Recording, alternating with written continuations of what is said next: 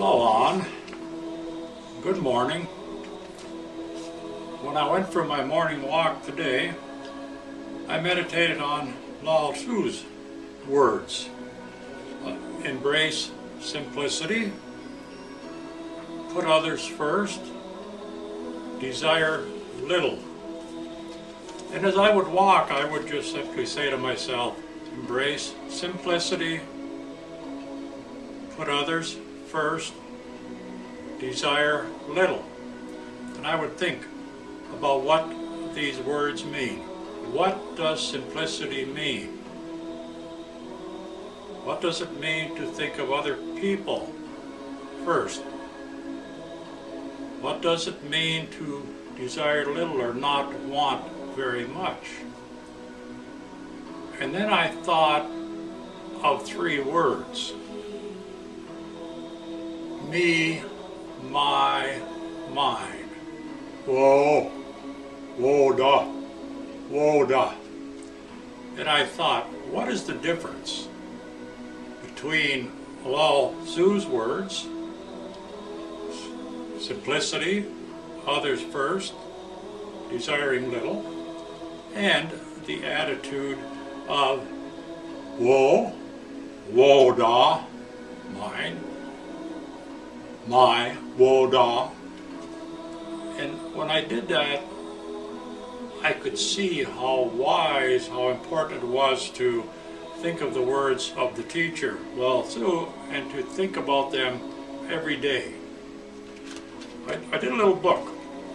It's just a very small book, and I put pictures from a restaurant.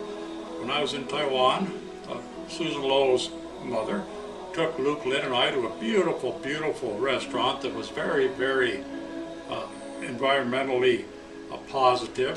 This was a fountain there, water running. It ran into a fish pool with all kinds of koi, all kinds of fish. It was just very beautiful.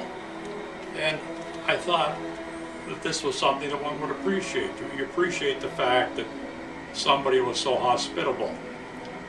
And they had put me and Luke first. Susan's mom had put us first and taken us out to a beautiful restaurant. When I did the book, I just started by saying something about Changhua, and I put in a picture on some of the elementary schools that had statues of sheep, a ram and a ewe and a baby lamb, and the baby lamb is feeding, drinking milk from the mother. And it shows you an appreciation for what mothers do for their children. And I thought, wow, this is really a neat idea. So I put this at the beginning of the book. And then I said, and I quoted from the Buddha, believe nothing, no matter where you read it, or who said it, no matter if I have said it, unless it agrees with your own reason and your own common sense. So what you do is you take words from the Buddha, or from Lao Zi, or from myself, and you think, does it help me? Does this make sense to me? And if it makes sense to you, then you follow it. And if you think, no, this doesn't work for me, then you look for something else. But I started it, and I put in here, embrace simplicity, put others first, desire little, and I said, to me, those were the basics. And when I talked about simplicity, I said that simplicity helped build a better, more contented life. That if we keep things simple and to the point, then life is much more enjoyable. If we let things get very complicated and want more and more and try to do more and more things, it gets very complicated, and it's not, you're stressed, you don't feel near as well. And there are basic survival needs. I talk about that. You have to have food, you have to have shelter, you have to have clothing. It's nice to have a sense of community, to have friends, and it's nice to be doing things that make you feel good, make you feel useful. Once you get past that, when you've accomplished those basic things, then I think it's time that you can enjoy what you have, enjoy others, enjoy your community, work to do good things, and be content. I talk about controlling emotions. You need to be able to control yourself. Self-discipline. Self-discipline is probably the most important characteristic that a person can have. And I talk about selflessness. And I said, you know, there's a big continuum. There's a big line. And on one end are people that are very, very selfish. On the other end, there's people like Luke Lynn, Dina Lynn, Kevin, Susan. So many people that I met when I was in Taiwan who are basically selfless. They're always working to help others. And the closer you get to this end here, where you're working to help others and thinking of them first, the healthier you will be mentally, and the better you will feel, and the better will be all of your community. And then I talk about the less one wants, the happier they are. So when it comes to possessions, if you're always wanting to buy things, you're not going to be happy, because what happens is you buy something and then you get tired of it. You know, at first it's really great. Then after a while, oh, I get tired, I want something else. So I go and buy something new. And that's really nice. For a while I feel real good, but then I get bored with that. And then I want something more, so it's just a spiral. You just keep wanting more and more and more. So the real happy person is the person who can live with what they have, who's very happy with what they have and is not always wanting something more. So it's being content. That's what brings happiness, being content. I talked about stillness, or contemplation, if you want to call it contemplation, or I like the word meditation.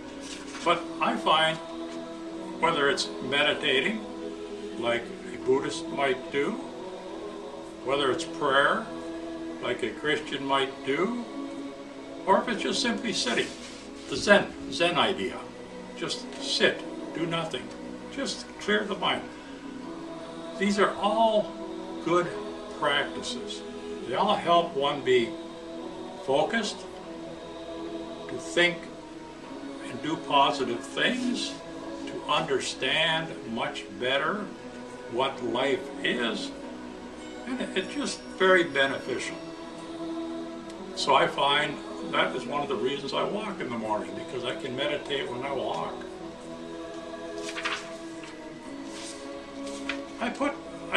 For my book, this is just kind of a little guide for me. That's why I call it Michael's Way. But I put in skillful ways. And I was thinking that some things you do are skillful or good, and some things a person does are unskillful or bad. So I thought of good things: skillful, being modest, having self-discipline, being an honest person, filial piety, respecting one's parents and ancestors, gratitude, being thankful for what one has, to have proper manners, to treat people well, offer them a cup of tea, be good, being polite and courteous, tolerance, accepting people who are different. Not everybody will be like me, not everyone will be like you. Being hospitable, being thrifty, meaning not to waste money. Frugality is another English word that means the same thing. Not using more than you need, not eating more food than you need, not having more clothes than you need. Being fair, treating people fairly. We talk about social justice. That talks about government and how government officials should work to trying to help the people they represent. Peaceful, being peaceful. Being at war or fighting does no one any good. It hurts both people or both nations. Having compassion, having some understanding for other people. Patience. One of the things that I think is the most important of all the virtues is patience. Becoming a patient person, and I think one has to work at that. One of the things that I often say, and it's a Buddhist idea, is that if somebody doesn't treat me well, then I say, well, then they become my teacher, because I have to be very patient with them. I have to be patient to keep from getting very angry. So patience is one of the very, very, very very, very good. And then respect. Respect, of course, goes along with fairness and tolerance and showing other people hospitality. And then I quote from Siddhartha Gautama again. Our life is shaped by our mind. We become what we think. Suffering follows an evil thought as the wheels of a cart follow the oxen that draws it. Thought manifests as the word. The word manifests as the deed. The deed develops into habit, and the habit hardens into character. So watch the thought and its ways with care, and let it spring from love born out of concern for all things. What you think, then you speak.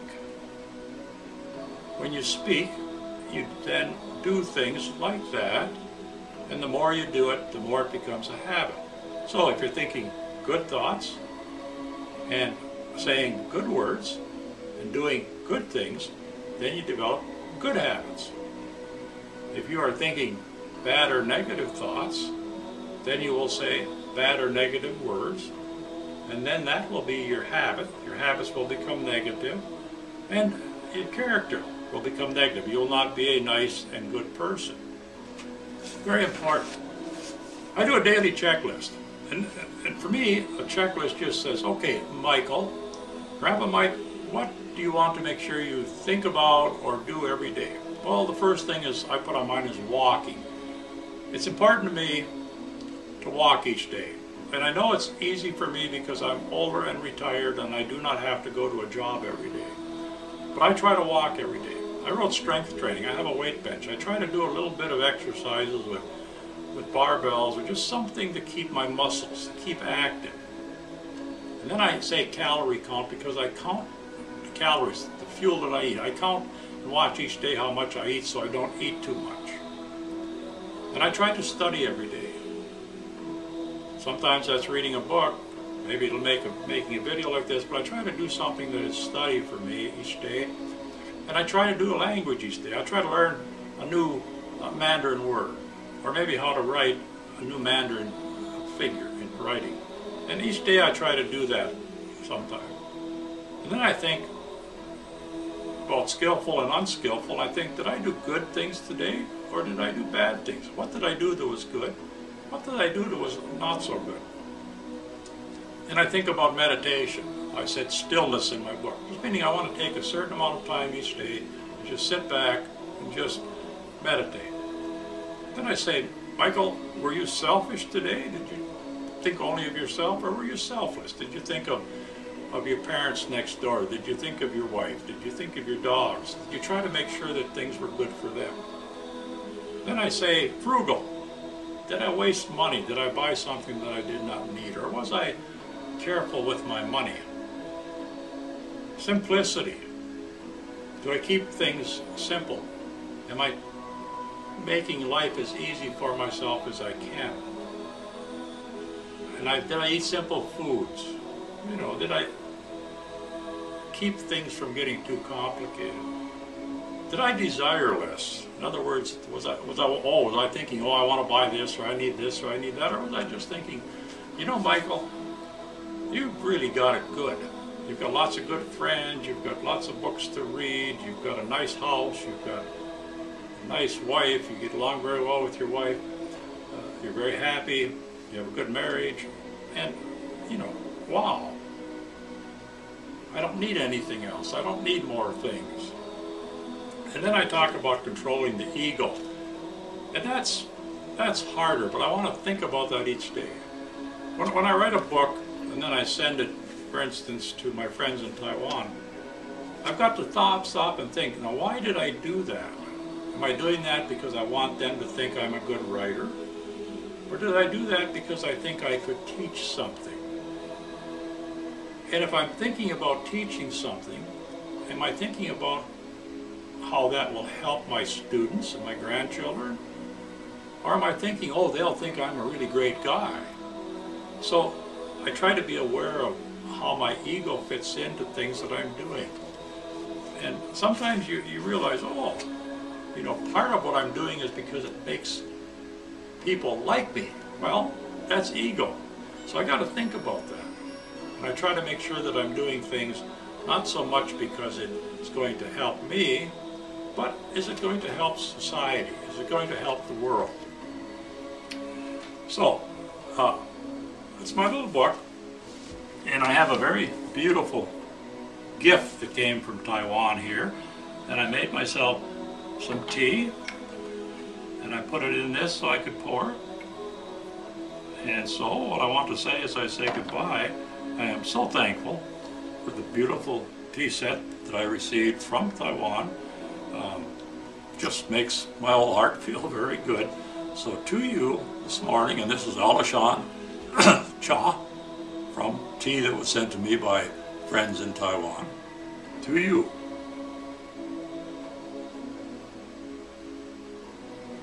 Han hao. Very, very good. Han hao. Xi, thank you for listening to me. Zhaijian, goodbye. Bye-bye.